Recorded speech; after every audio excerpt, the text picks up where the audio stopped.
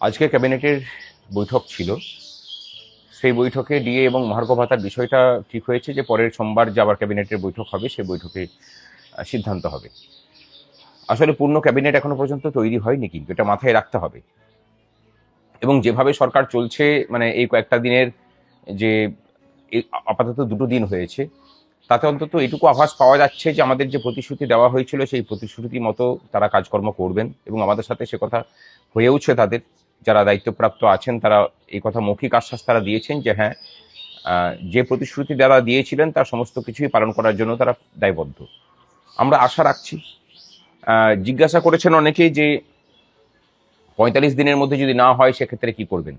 দেখুন, 45 দিন মানে 45 দিনই আমরা সে কথা বলছি না।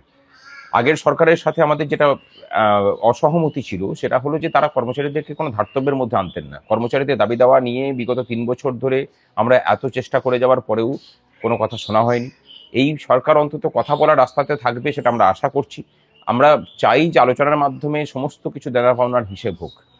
প্রশাসনিক রদবদল নিয়ে আমরা খুশি, কিন্তু সবটা খুশি না হলেও আমরা কিছুটা হলেও খুশি। কারণ দেখতে পাচ্ছি যে দুর্নীতিগ্রস্ত যেসব আধিকারিক ছিলেন, যারা মূলত আগের সরকারের আমলে থেকে দপ্তরে দপ্তরে কাটমানি সিন্ডিকেটটা চালিয়েছিলেন, তাদেরকে সরানো হয়েছে, নতুন মুখ নিয়ে আসা হয়েছে। কিন্তু এখনো পর্যন্ত অনেককে থেকে গেছেন যারা কিন্তু চূড়ান্তভাবে দুর্নীতিগ্রস্ত ছিলেন। তাদেরকেও মানে বাইরে করার ব্যবস্থা করা হোক।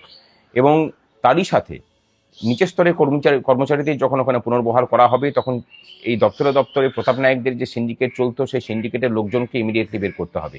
তাদেরকে বের করা হোক, সেখানে নতুন মুখ নিয়ে আসা হোক যারা মানুষের জন্য, মানুষের হয়ে কাজ করবে, সৎভাবে প্রশাসনটাকে চালাতে সাহায্য করবে। আর তার সাথে প্রতাপ নায়কের ডিটেলমেন্টে পাঠানো হয়েছে। আমরা মনে করি যে তার বিরুদ্ধে যা অভিযোগ আছে সেই অভিযোগের ডিপার্টমেন্টাল প্রসিডিংস করে দরকার হলে তাকে চাকরি থেকে মানে বরখাস্ত করার রাস্তাতেও সরকার হাঁটুক। সরকারকে আমরা সহযোগিতা করার জন্য সম্পূর্ণরূপে প্রস্তুত। আশা করি যে সরকার সেই সহযোগিতা নিয়েই মানুষের জন্য কাজ করে চলবে। আমরা যেমন প্রাতিষ্ঠানিক দুর্নীতির বিরুদ্ধে আগেও সরব ছিলাম, ভবিষ্যতেও সে পথ দেখলে পরে আবার রাস্তায় আমাদের সাথে দেখা হবে। আমরা আছি ভালো কাজ করলে সরকারের সাথে সহযোগিতায়, আমরা আছি মানুষের হয়ে লড়াইয়ে। সরকার যদি মানুষের সাথে কোনো রকমের কোনো প্রতিহিংসামূলক কাজ করে বা মানুষের স্বার্থ পরিপন্থী যদি কোনো কাজ করেন, তাহলে আমরা অবশ্যই সরকারের বিরুদ্ধে লড়াইয়ে আছি। আমরা ভরসা রাখছি, ধৈর্যও রাখছি। আশা করি সমস্ত বঞ্চনার অবসান হবে।